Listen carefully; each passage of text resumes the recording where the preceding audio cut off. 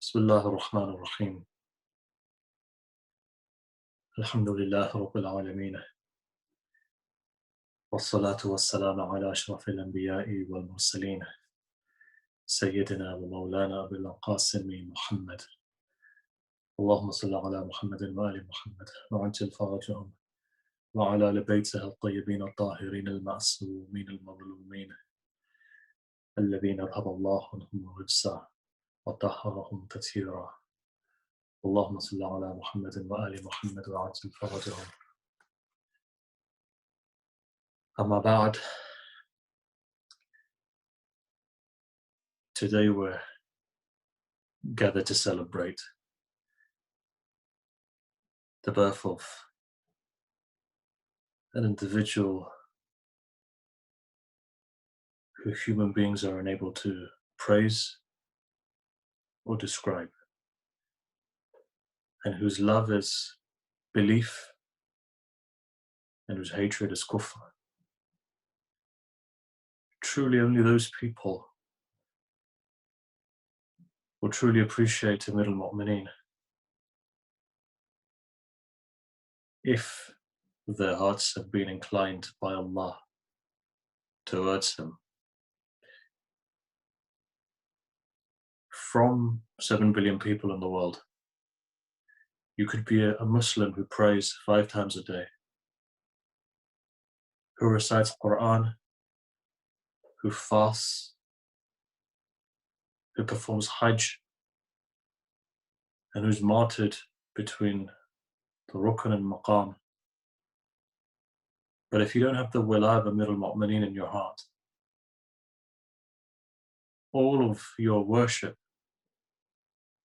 all of your amal that you do, a'mal, means nothing.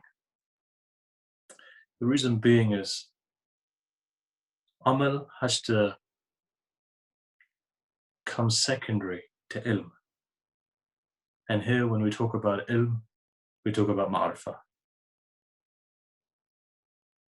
When ma'rifah is there, only then does amal become amal. Otherwise, without ma'rifah, without knowledge, there is no amal.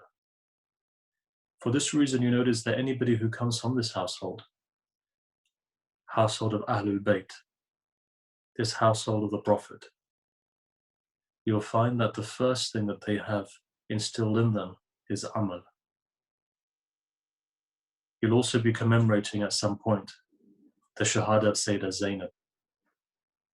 If you look at who Sayyidah Zainab is a person who was muttasil, connected to Imamat directly. And because of that, the barakat of Imamat flows through her. And her wujud itself becomes such that it's a barakah for all of creation.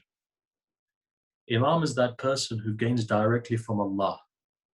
And Sayyidah Zainab is that person who is connected to the overflow of the Imam alayhi salam.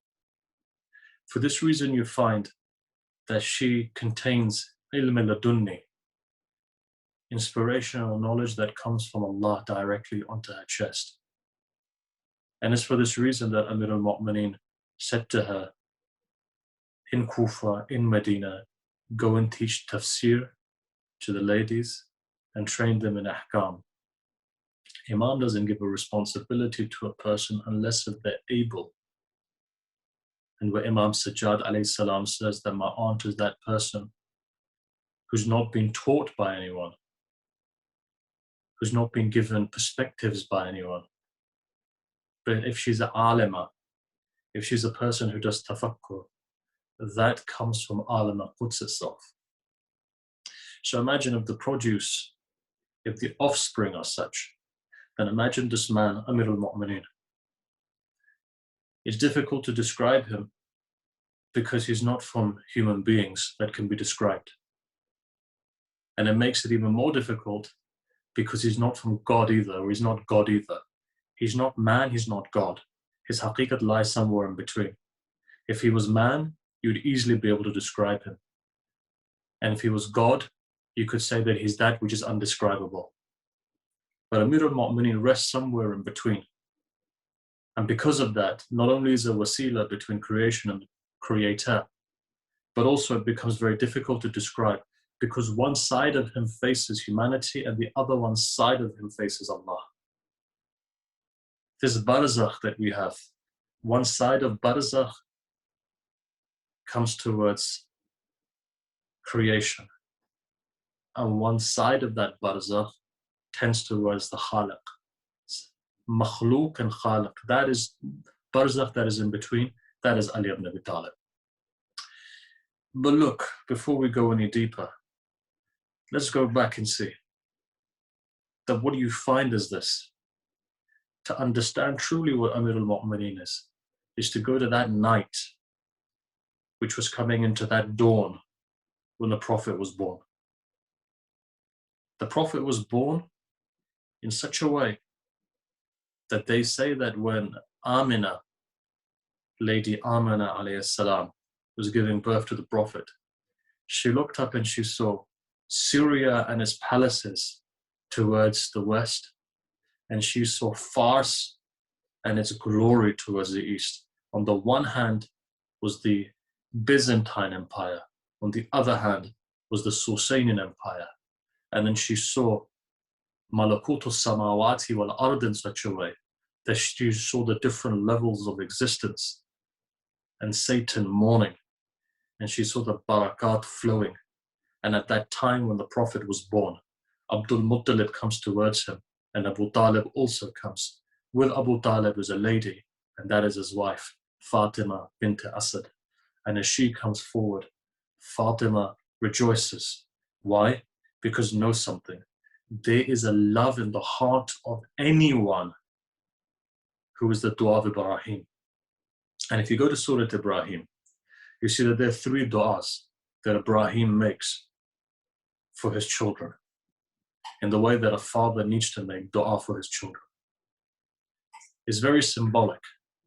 For all of us, one day when your fathers, your grandfathers, remember, it's important to make du'a for your children. And so in this particular way, Ibrahim makes 3 du'as. Surah Ibrahim mentions this.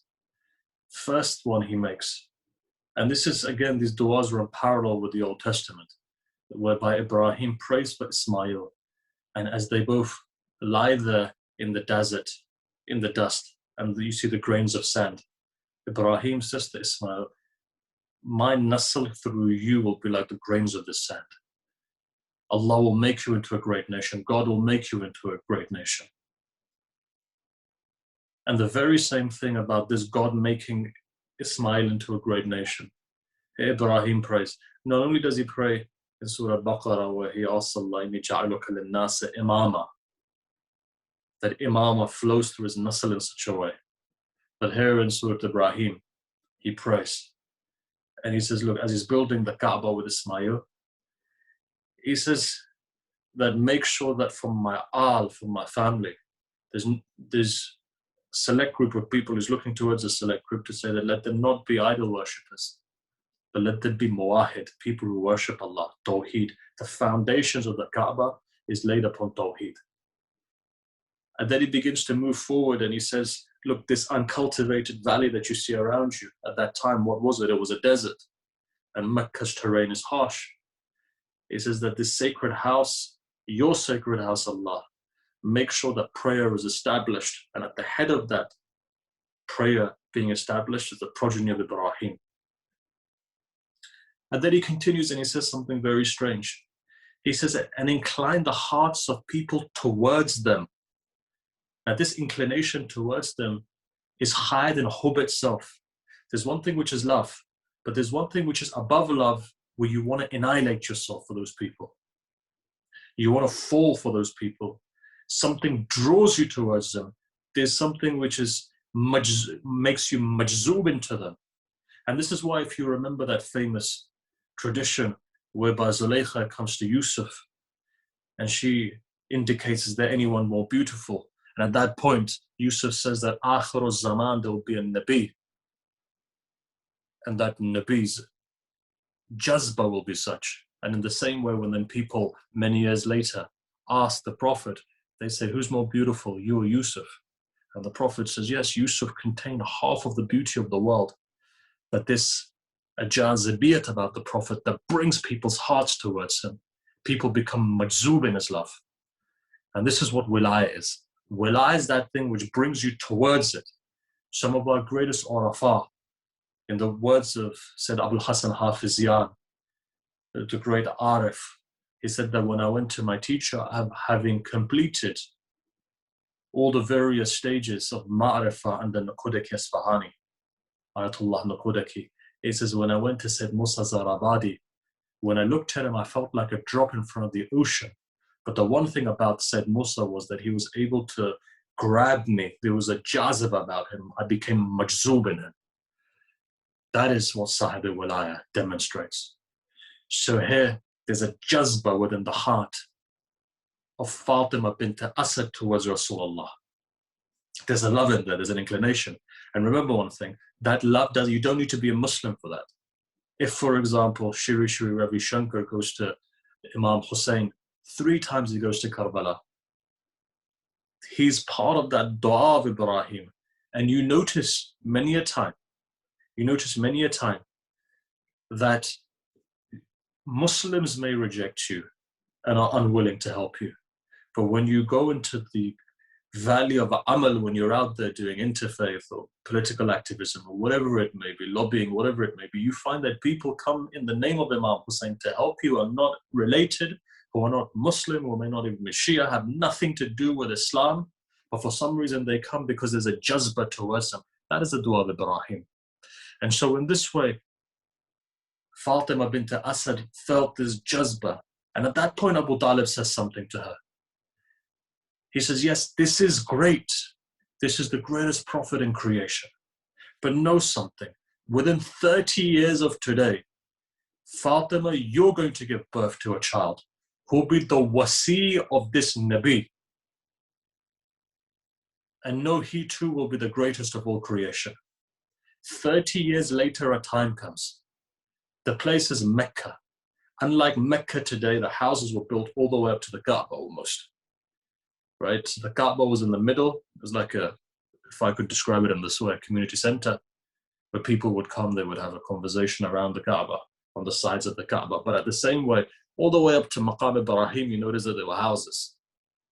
Fatima bint Asad is pregnant. She does tawaf of the Kaaba. And as she stops, she raises her hands to the skies and she says something. She says, Allah, I have iman in you. Right? I have belief in you, Allah. Allah, I have belief in you. And I have belief in all of the prophets which you've sent and all of their books.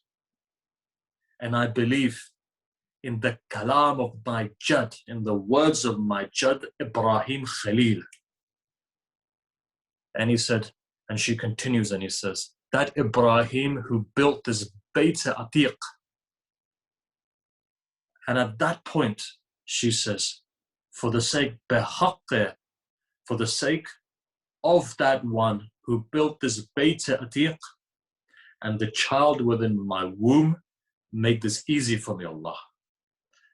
Look, we're looking at a polytheistic Mecca at this moment in time.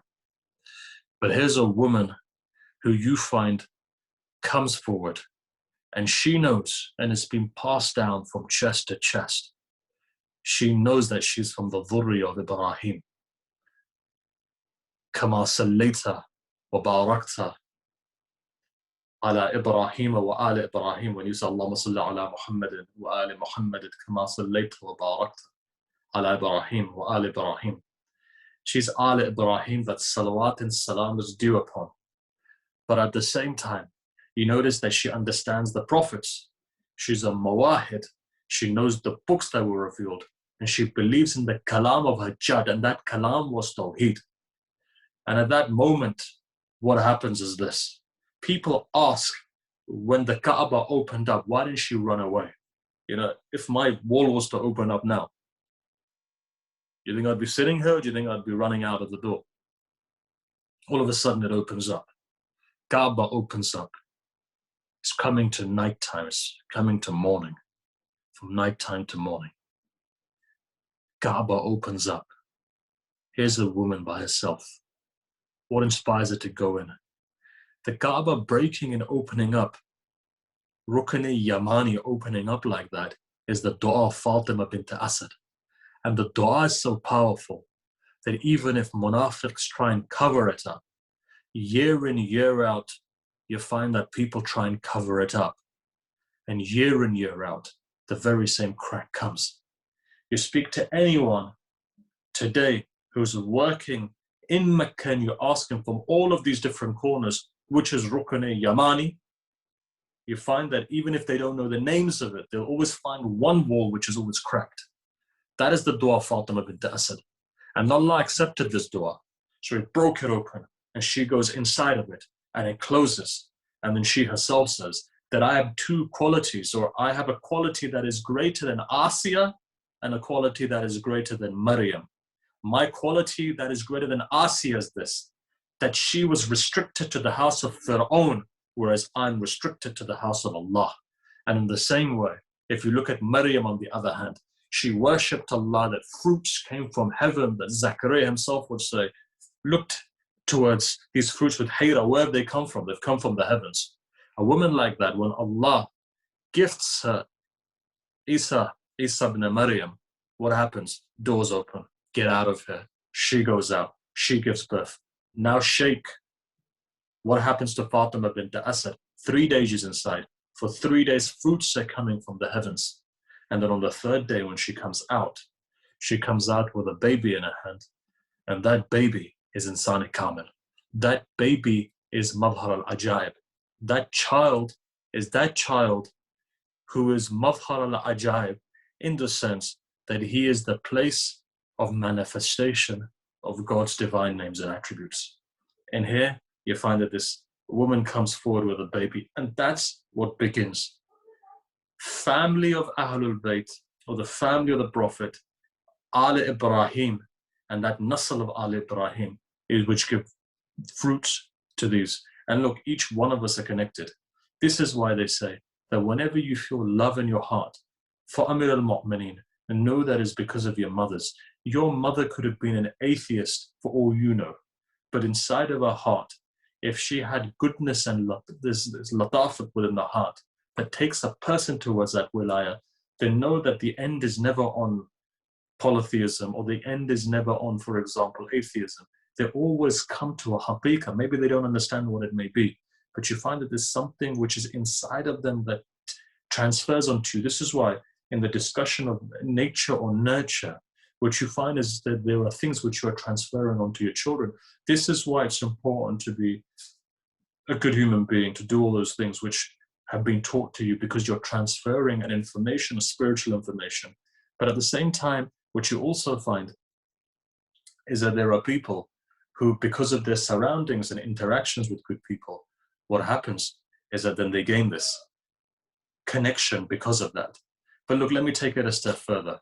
And to take it a step further, Rasulullah comes forward, and here he says, Allah has named him Ali. Why? Because Allah is saying that it is from Ali al-A'la, from the reality of the nur of Allah.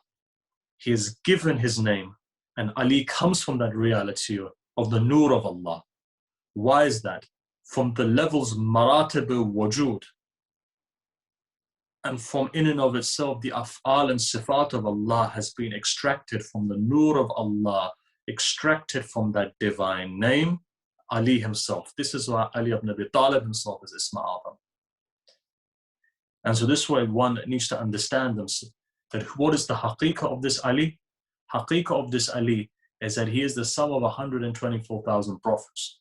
That in Ghadir, when Rasulullah says, or when the Quran reveals to Rasulullah, Ya ayyuha Rasul balligh, Ya ayyuha Rasul balligh, what is it that is being revealed here?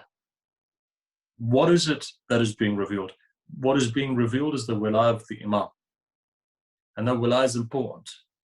Why? Wilayah of the Imam is being revealed. Imam comes forward in Ghadir. Rasulullah says, Alastu awla bikum? They reply, Qalu bala, they reply, An-Nabi awla bil mu'minin min anfusihim. What is Ali? Awla. What does it mean? Superiority, priority over your nafs. So at that point, he says, take it within context, contextualize it for a minute. Man kuntum mawla, whoever I have awlawiyat over, whoever I am awla to, greater than, whoever I am greater to them than their nafs, fahada aliyun mawla. Ali also is their master and he's greater than all of that. The seal where it says, al-yawma akmaltu lakum dinakum, this deen that has been created, the ni'mah which has been completed, it's because of the wilayah of the Imam. Therefore, the Imam itself is such that his wujud contains 124,000 prophets within it. And Imam himself says, Sirran, I was with all of the prophets. I was with all of the prophets from the very beginning to the very end. And, if we had time, we'd go into it. But I want to give you a hadith here, that a time comes where Harith Hamdani comes to Amir al-Mu'mineen. Now, this is not the Hamadan in Iran, this is Hamdan in Yemen. And remember, the Yemenites are such that there's a tradition from Rasulullah, which I'll touch in a minute. Harith Hamadani comes to Amir al-Mu'mineen, and he says, Ya Ali, I was praying that I didn't die coming towards you. It was very hot, I had a temperature. I was praying that I didn't die, but I met you. So Amir al-Mu'mineen says to him, he says, Harith, you got nothing to worry about. Know that when your soul is here, about to come out, at that maqam, I, Ali, will come. Got nothing to fear. I, Ali, will come to you at that point where your soul is here. You've got nothing to worry about. And when you die, before Malakul Maut, I, Ali, will come to you. Ali will come. And know, Harith, that again, when you go into your grave and Munkar and Nakir come, I will be there. Ali will be there. And Nabil Azim is me. Batin of the Day of Judgment is me. Ali is the Day of Judgment. That on that day when you're raised, Hakim will be Ali. Jannah, the one who Taqsim, the one who gives out heaven and hell, is Ali. And heaven and hell is given out because of the Ma'rif of Ali and the Ma'rif of Zahra. Your Ma'rifah is what creates heaven and hell. If you don't have Ma'rifah, Bughd Ali creates hell. Ishq of Ali, Wilayat of Ali, Wila of Ali creates heaven. Not your A'mal. Your A'mal are empty without that Wilayah. Wilayah is required to make it whole. Otherwise, it's empty. It will be chucked back on your faces. And then it says, but you don't need to worry. Why? Ali is what? Mizan. Assalamu alayka ya Mizan al-A'mal. Ali is the Mizan. What is a Mizan? Shall I tell you? In a very simple words, one of my friends would say, look, if today the dollar to the pound is 140, 145, what is the Mizan that takes it to 145? What is that balances currency? There's something behind it, right? Call it exchange rates, call it gold. There's something behind that. In the same way, on the Day of Judgment, your A'mal requires a balance. That collateral that balances your Amal or your A'mal is known as Ali ibn Abi Talib. He's that balance. So therefore, nobody will go to heaven without the balance of Amir al-Mu'mineen. And then the Imam says, you've got nothing to worry about, because I will be the one, liwa al-hamd, I will hold the banner as we go into heaven. I'll be at the front as we go towards heaven. So he says to Harith Hamadani, he says, look, don't need to worry. Our relationship, maqam of Ali is such that he is Ali in this world and he's Ali in the hereafter. Now, possibly this isn't the place for this, but I'll say it anyway. The Sunni scholar Ibn Abul Hadid al-Mu'tazili recites, which is in the dome of Amir al-Mu'mineen. He begins to recite, to summarize what he says. He says, look, oh, rain and thunder that comes on Najaf. Do you know what this Najaf is? Buried in this Najaf is Adam.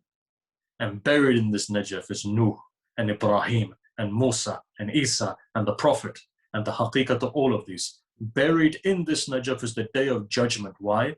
Because Ali is the sum of wujud itself. The day of judgment, the haqiqat of the judgment is Ali ibn Abi Talib. This is what Ali is. And in the very same way, if I could go on one step forward, what I'll say is this. Look, understand. Let me give you a tradition actually before I go into this. I was going to give you a tradition of Maytham al-Tammar, but I'll give that tradition to you in a minute.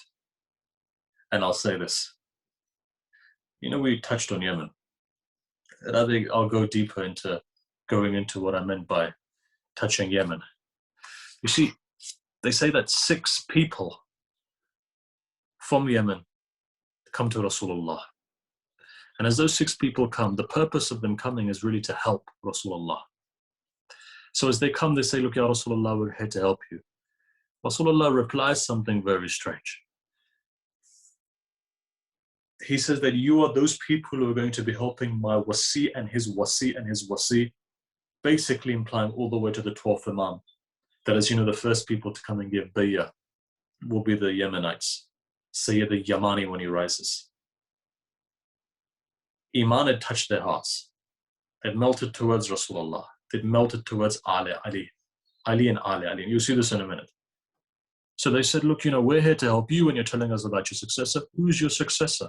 Rasulullah replies, he says, وَاعْتَصِمُوا بِحَبْلِ اللَّهِ جَمِيعًا وَلَا تَفَرَّقُوا.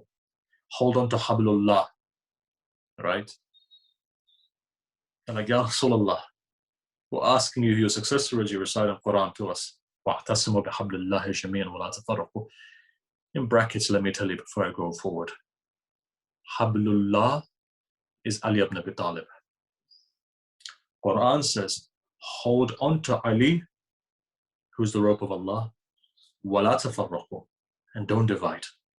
The first makan of unity, the first manzil of unity is unity amongst. If a person is doing unity with everyone but dividing within Shiism, that person's a munafiq. His maqam is the maqam of a munafiq. If you notice a person who you find is putting his hand out to everyone, but when it comes to his own Shia brothers or followers of Amir al-Mu'mineen, or people who love Amir al-Mu'mineen, if he's disregarding them, if he's hurting them, if he's slandering them, if he's calling pain to them, munafiq. You'll see people like that. You'll see people who attack their own. They're going against the Quran. Quran says, وَاعْتَصِمُوا بِحَبْلِ اللَّهِ جَمِيعًا وَلَا تَفَرَّقُوا. If they're dividing, and if they're doing that, then know that they're munafiq. Whoever they are, whether they have a turban, not a turban, whether they have a mustache, they don't have a mustache, whether their beard is 6 foot tall, whatever it may be, wide, whatever they are, وَلَا تَفَرَّقُوا. If anybody divides within the wilayat of Amir al-Mu'mineen, you know where they stand. Rasulullah then continues and he says that, so they said, you know, who are you talking about? He says, habl here, there's 2 types of habl. He says, one is the kitab, which is the book of Allah. That's a rope that you hold on to. Remember, إِنِّي تَارَكٌ فِيكُمُ الثَّقَلَيْنِ كِتَابُ اللَّهِ وَإِتْرَةِ أَهْلِ بَيْتِي. So you hold on. You hold on to what? You hold on to the Quran. Second thing that you hold on to is what? He says, and hold on to the book. From the book, hold on to habl min nas. Who is this? This is the wasi. Who is this? Continues Rasulullah. 3rd verse he says that, look, on the day of judgment, there are going to be people who are going to come. And when those people come on the day of judgment, they will say that we wronged Jambullah, side of God, right? And there's a ta'wil to this. Jambullah, again, as you know, is Amir al-Mu'mineen. But here Rasulullah says this, so that again, so that, you know, who are you talking about? Who is this? Again, doesn't say anything. Again, he begins to continue. He says, and then there will be people on the day of judgment who will come. Again, another verse from the Quran he mentions. Because if only we took the pathway of Rasulullah, Sirat. Who is this Sirat? Rasulullah, you're firing verses at us. Who is the wasi? Because look into your heart and see. That person who your heart inclines you towards, that is my wasi. So what do? They go out looking for a person whose their heart's inclined towards. They come and they grab the hand of a person. Whose hand do they grab? It says that they grab the hand of Amir al-Mu'mineen, they bring him and they say, look, this is who it is. So here he replies, Rasulullah, in my own words, he says, look, ahsantum. How did you guess? He says, the way that we understood who he was, the way that we guessed was this. We looked into our heart. The first feeling that we had was hayba. There was basically a movement in our heart. Munqalib, our hearts became. There was like a movement in our heart. There was a shaking of our heart. Hayba was there. Then all of a sudden, sakina came over our hearts. From sakina, tears came into our eyes. From those tears, in our sudur, in our chest, a coolness came. This is why you may notice, to emphasize, this is why you may notice that when you go to Amir al-Mu'mineen, there's a peace, there's a sukoon that comes onto the heart. People who go to Amir al-Mu'mineen don't want to leave Amir al-Mu'mineen.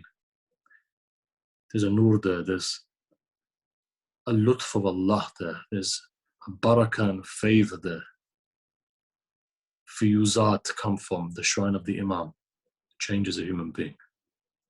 So when the companions, Ashab Asrar of the Imam, Ashab Sir of the Imam were asked, how do you feel after the death of the Imam? They'll reply, they will say, look, after Amir al-Mu'mineen, it feels as if a child, where a mother and our child has been slain in front of us. Our hearts continue to break and our tears don't stop.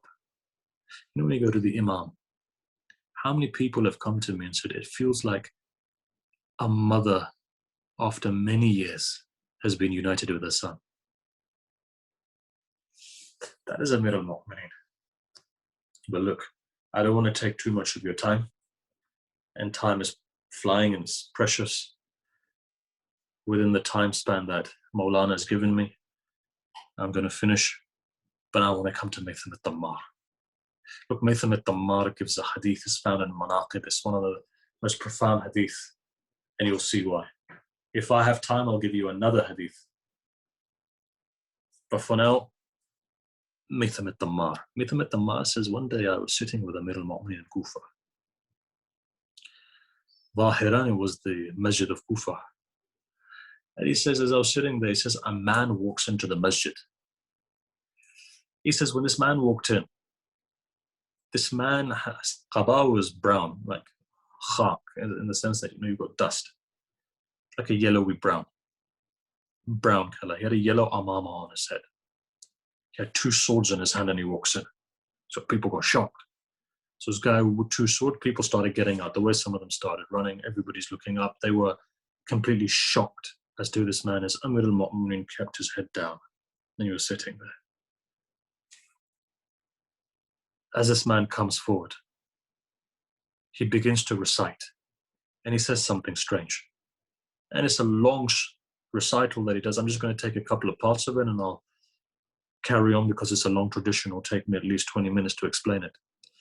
But he says, where is the bravest man? Where is the crown of perfection? Where's the Taj of Kamal and the Taj of Fada'il and all the best qualities? The one who perfects all of the qualities, the one who is so humble in his humility that he hides his qualities. Where is that person who helps the Prophet? And because of him, the kingdom of the Prophet, the Sultan of the Prophet was strengthened. And through him, the Prophet's social status was increased. And he begins to recite. He says, where is that person? Where is this brother of Rasulullah? Where is the husband of Batul Fatima? So one man, as he sat there with his head down, begins to answer. And he says one by one, and I wish I could go into each one of them, but I'm just going to mention a few. He says, I am the Qaf of the Quran, and I'm Naba al-Azim, and I'm Sirat al-Mustaqim, and I contain all the perfections of all of the prophets. What do you want, basically? Tell me, ask me, what is it? He replies and he says, I've come from a place, from a tribe that has approximately 60,000 men. That tribe is known as, in one of the traditions, it says, Aqima Waqiya. He says that we've had a dispute. One of the leaders of our tribes has been killed. He's a young man. I've come to you for one reason. If you truly are that person, if you truly are this wali of Allah, then bring this young man back to life. Maytham at-Tammar takes a step back. Amir al-Mu'mineen says, Maytham, Abu Ja'far, tell all of Kufa, come tomorrow after Fajr. Let's show them, tell them. He says to the man, Sister Maytham, you take this man, let him be your guest. Outside was a taboot. In the taboot was where this youth was hidden in the taboot. Amir al-Mu'mineen at Fajr time comes. She says, what exactly is it? Why do you want to raise him back? He says, we want to know who the killer is. Who killed him? He replied, Amir al-Mu'mineen, his uncle killed him. He says, we don't want to hear it from you. We want to hear it from him. He says his uncle killed him. Because he married his uncle's daughter, there was a disagreement. He let her go. He married again. That's why he killed him. He says, Ali, we don't want to hear it from you.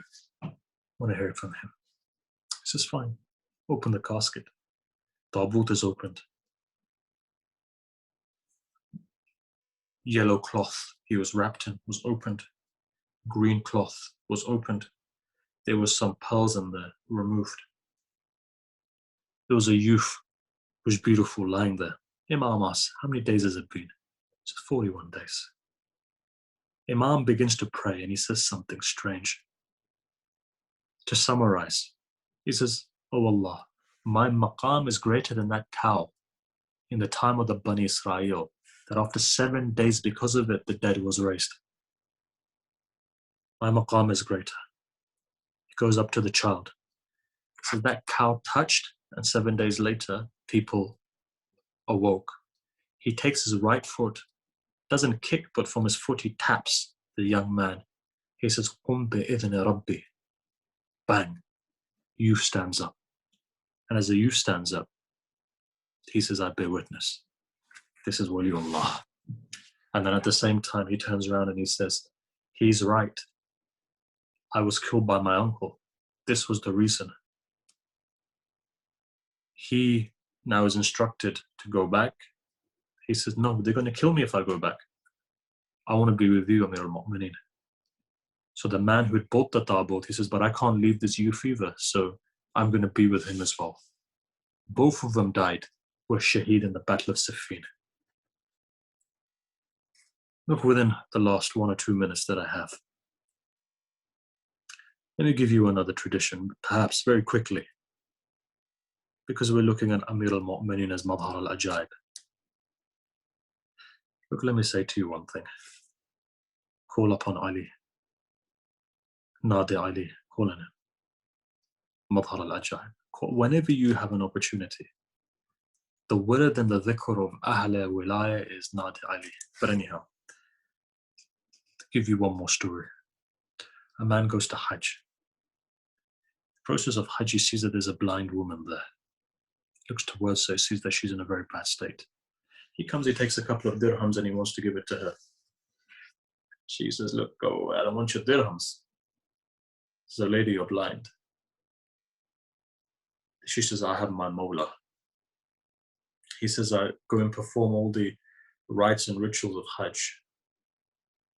Afterwards, when I'm coming back, all I'm thinking about is the woman. I wanted to know what happened to her. She had a lot of belief in her. When I was passing that maqam, I saw her again there. This time, her eyesight had come back. So I asked her, I said, what happened? She said, for 3 days, I called upon Ali. In fact, One tradition says for 7 days, I called upon Ali until Jum'ah. When I closed my eyes and I went to sleep, I saw an old man or a man come towards me. He says, put your hand on your eyes. I put my hands on my eyes. And at that point, he says, Allah, if her love for Ali is true, cure her. Remove your hands. Her eyes came back. She said, who are you? He says, Khidr alayhi salam. Know something. True love of Ali will always find you an exit in times of difficulties. So look, with that, my time comes to an end. Believe me that there was a lot that I wanted to talk about. But unfortunately, we've not been able to comprehensively mention everything. بحق Amir al-Mu'mineen, بحق Ali, as Rasulullah would say, may Allah fulfill all of your hajat on this blessed day, at this blessed time. May Allah protect all of us. Give shifa to all of those people who may be ill today, especially through COVID-19. Allah protect us from this waba, hasten the dhuhr of the Imam alayhi salam, and make us all part of his ansar. Wa sallallahu ala Sayyidina Muhammad wa ala al-Tahirin.